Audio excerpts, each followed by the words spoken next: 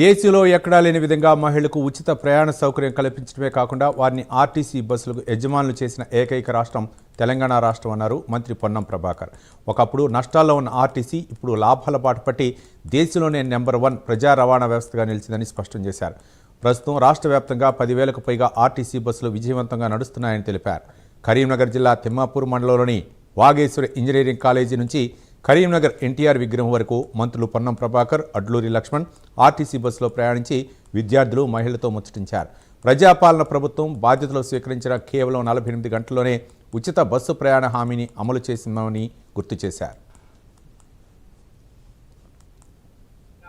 ప్రభుత్వం డిసెంబర్ 3, 2023 నాడు ప్రజల ఆశీర్వచనంతో అధికారంలోకి వస్తే 7 తారీఖు నాడు ప్రభుత్వం ఏర్పడగానే 48 గంటల్లో డిసెంబర్ 9 మా సోనియా గాంధీ గారు జన్మదిన రోజు తెలంగాణ అక్క చెల్లెలందరికీ ఆనాటి మా పిసిసి అధ్యక్షుడు ఈనాడు ముఖ్యమంత్రి రేవంత్ రెడ్డి గారి ఇచ్చిన మాట ప్రకారంగా తెలంగాణ వ్యాప్తంగా ఆ కొన నుంచి కొన దాకా పోవడానికి ఉచితంగా బస్సు సౌకర్యం కలగజేసినటువంటి అంశం మనందరికీ తెలిసిందే.